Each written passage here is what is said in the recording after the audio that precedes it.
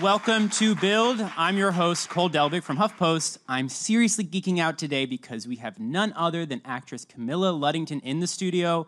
She stars as Dr. Jo Wilson on Grey's Anatomy every week, and when she isn't saving lives on TV, she's taking them as the woman behind the Tomb Raider games.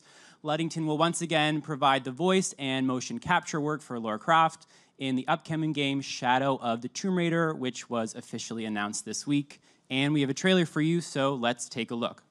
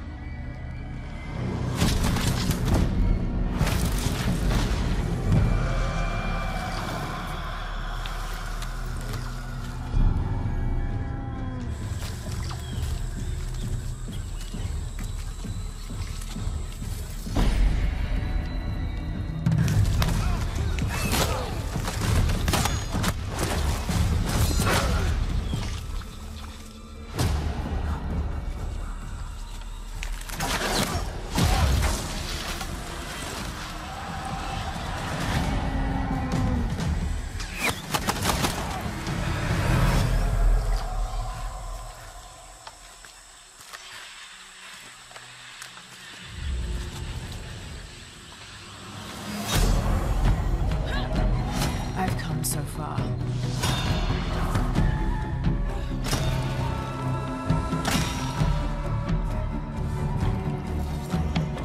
I'm not turning back.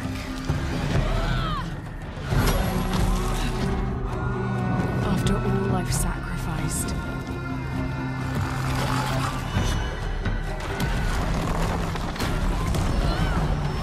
I have to wonder.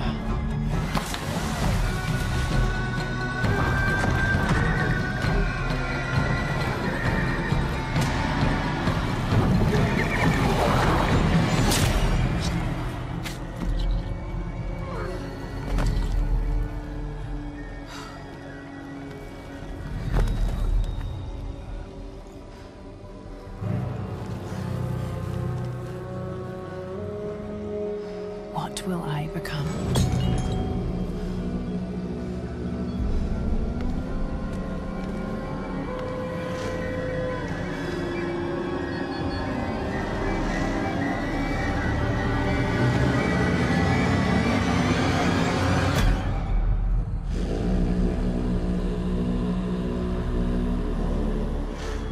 Let's give it up. Is it working? Is mine on? Oh, it is. There we go. Yeah, I was going to say just a normal day.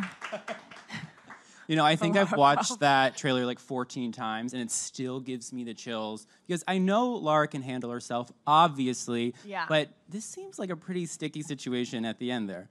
Yes, this is out of all three games, I just said this on Friday, this is the game that has stuck with me the most, for sure. It's kind of haunted me a little bit, the ending. So I'm really excited for Tomb Raider fans to play it, and it's definitely one of the darkest and more intense games for her. Yeah, well, you know, Tomb Raider fans have been waiting with bated breath for months to just hear anything about the third game. So what was it like to unveil it last week and sort of experience it all with the fans? It was so fun. It's the first time I've done that. So each game takes a really long time. The first game took 3 years. The second game took 2. This took 2. And I had not seen some footage of it yet. And so when everyone was we went to the Tribeca Film Festival, so when everyone was watching the first 20 minutes, I was with them watching too for the first time, and it was just this really bizarre, surreal experience.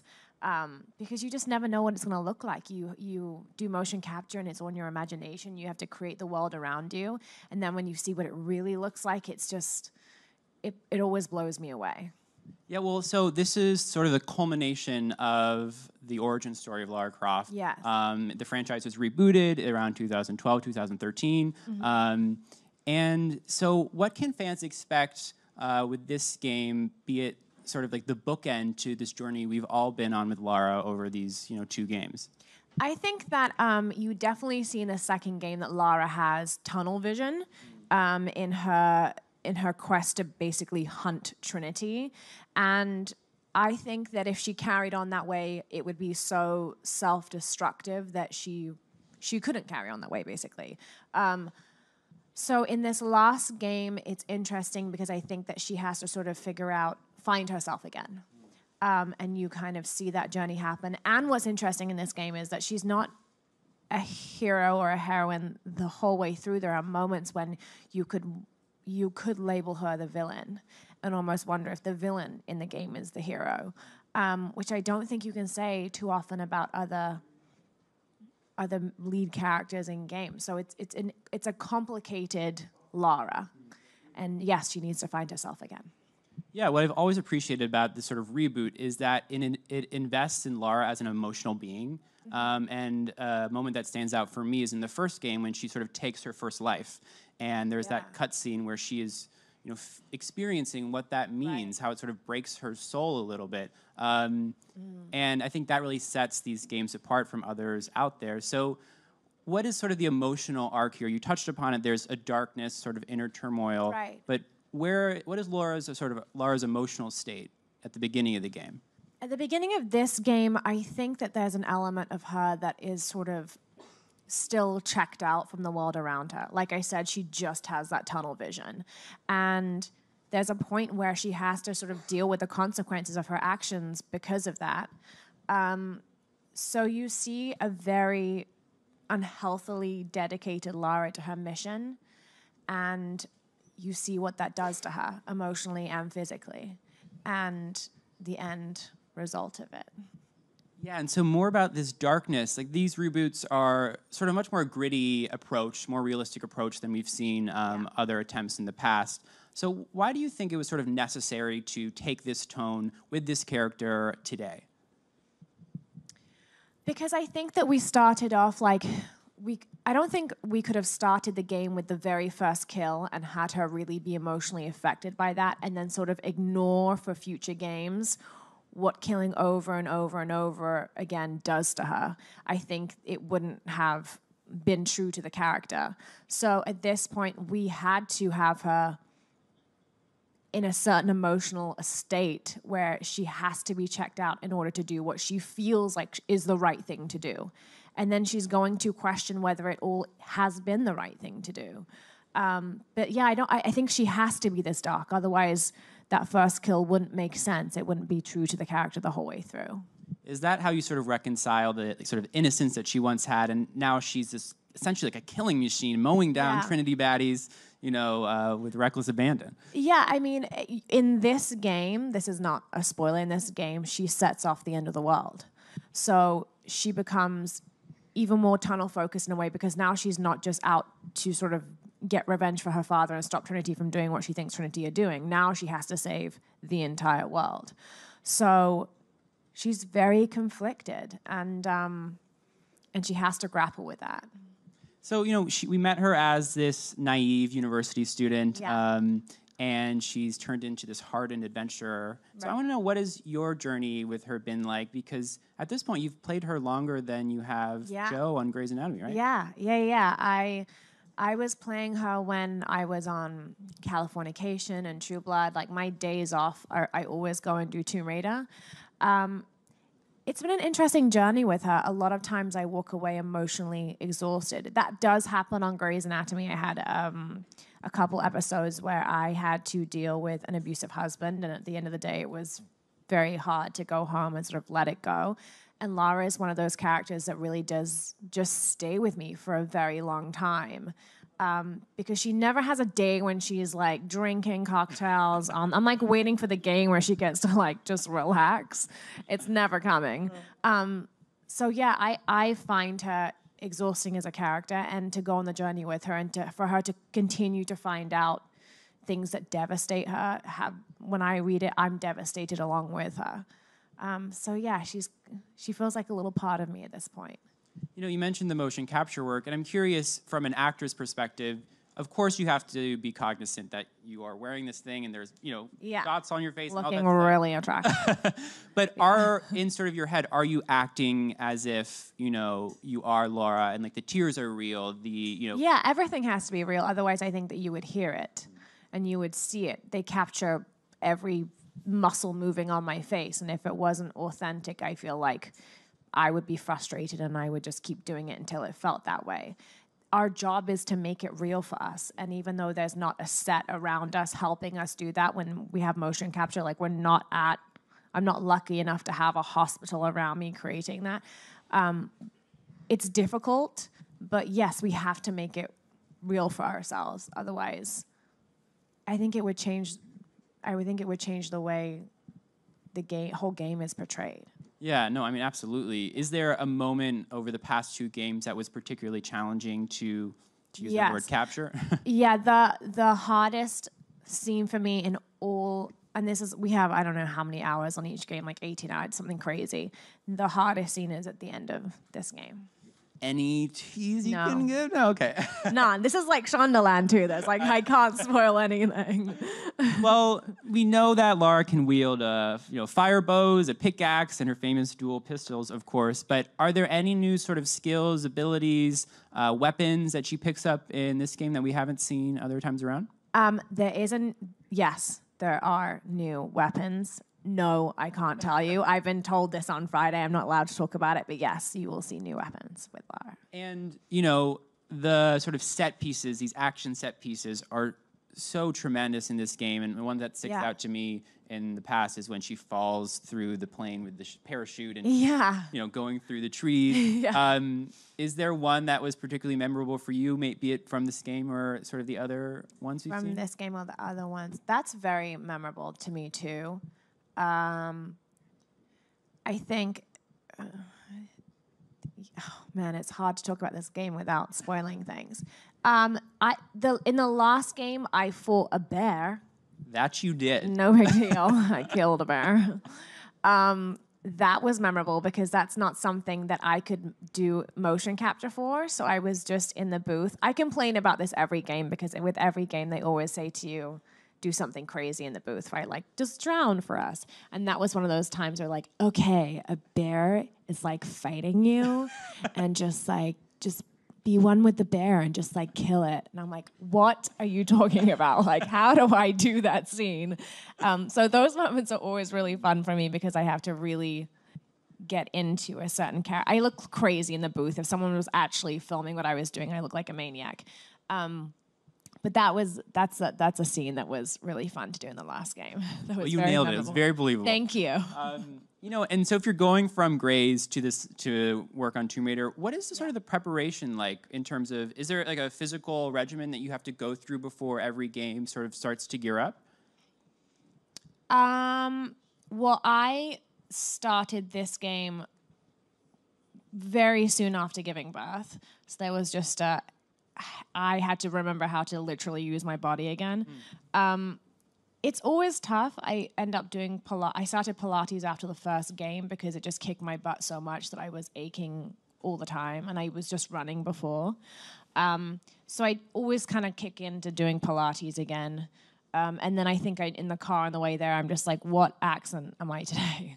And I'm like, oh, I'm British. Again? Or no, I'm American today. So there's always that. The film adaptation with Alicia Vikander, she went on a press tour talking about how she really transformed her body for this role. Did you guys ever have a sit down and sort of swap secrets, talk about the character together? No. I have not met Alicia. I went to the premiere. And I was super excited. I thought she did an amazing job. And I thought she was fantastic in it. No, I want to know what she did because she looked so great. No, she went through a very intense training, I'm sure, for that film. Do you ever have any dreams of playing Lara in be it a TV series or on film ever again?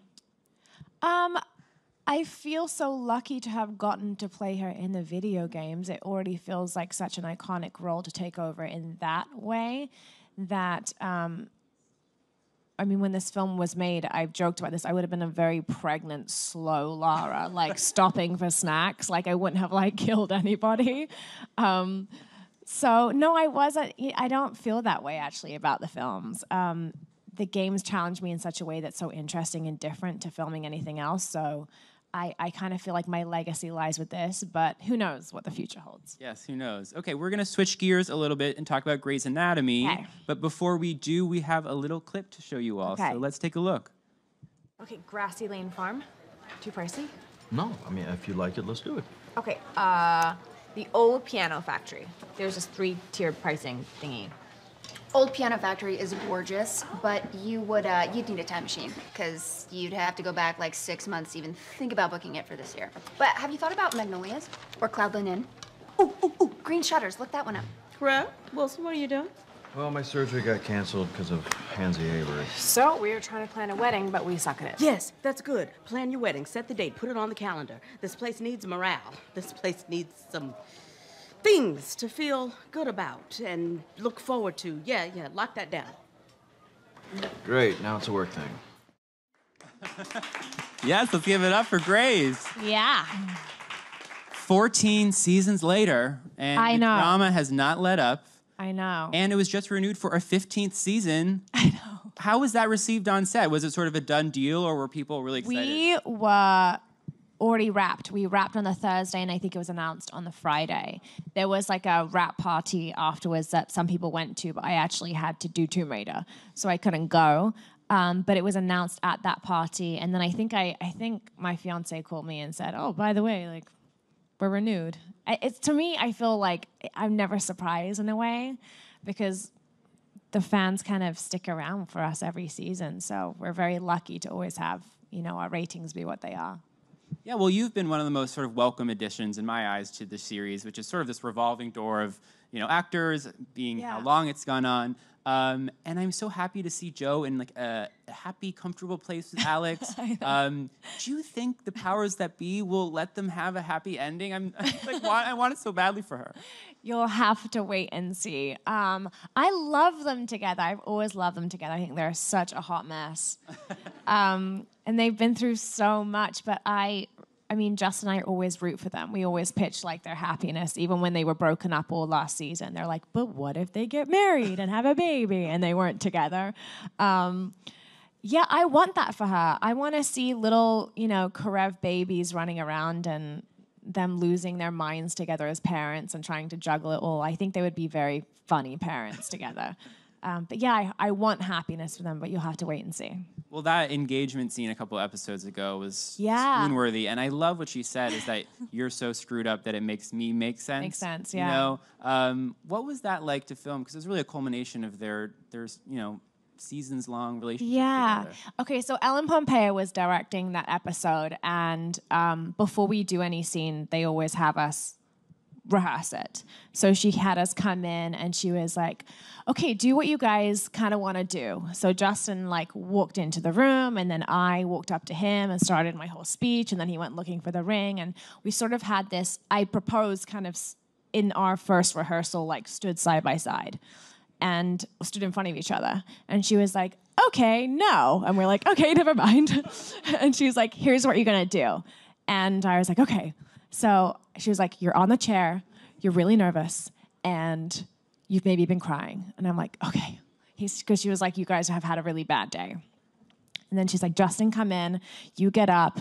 And she was like, Justin, look for the ring, then sit down on the bed. And so I stood over him, and she goes, and I start doing my proposal, and she was like, get on your knees. And I was like, oh my God, I'm proposing on my knees. And I didn't know that.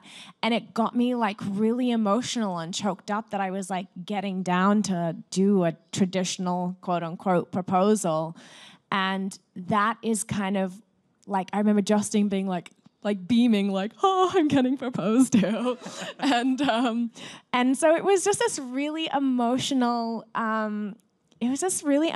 scene, I think, for both of us, because it has been 5 years of them being together, and they've just been through so much, and I was nervous. I was really nervous to propose. I knew that you guys, if you watch the show, would be watching too, and I was like, are they gonna like this proposal?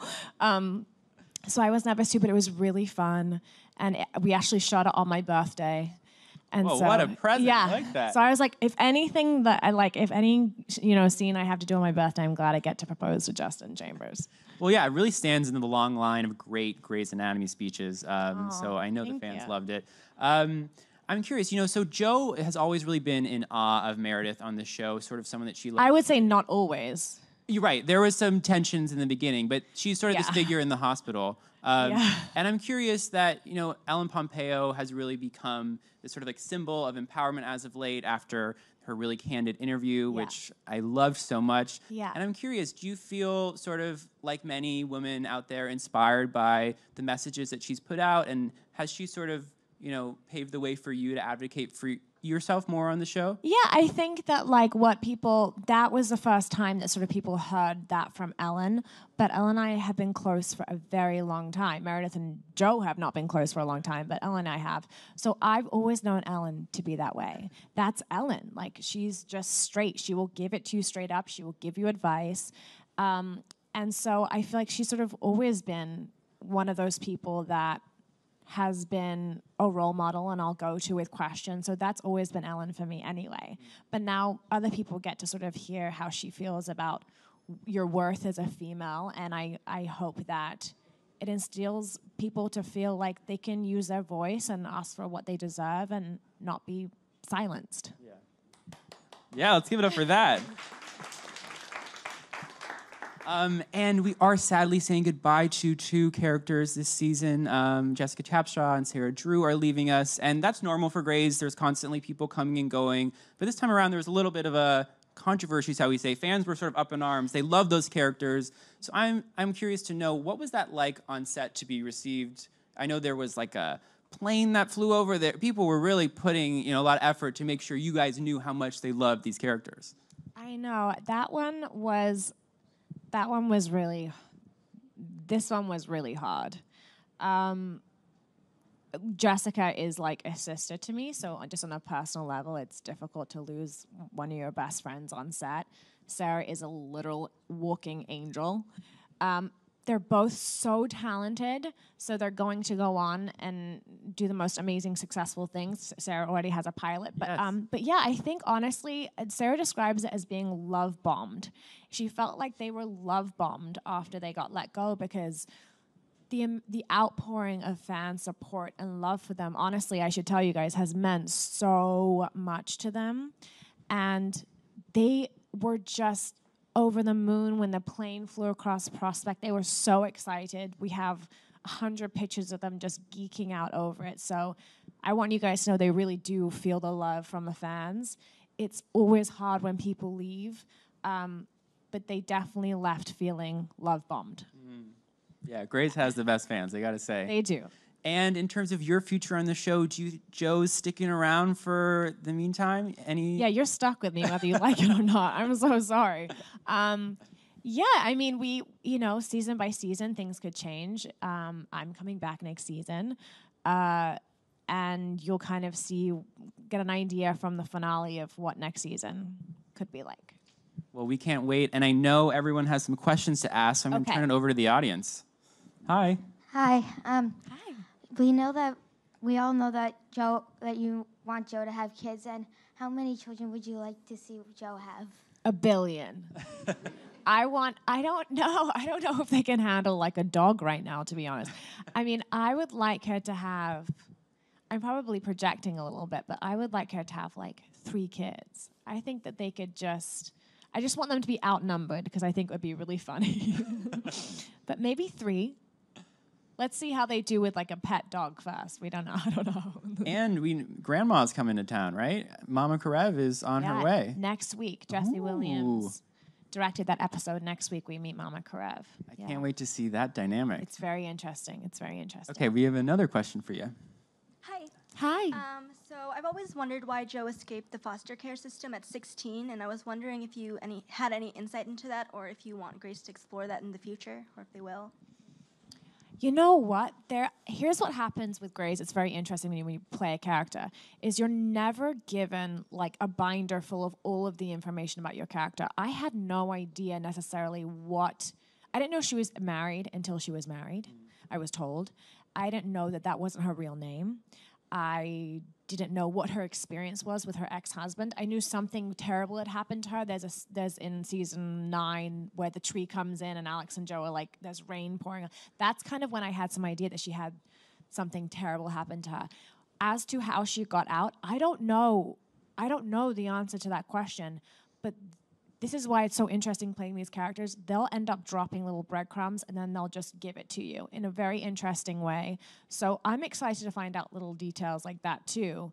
I don't know how that happened, but I'll go to Krista and I'll say, hey, what's going on? We'll report back. I'll report back. We have one last question for you.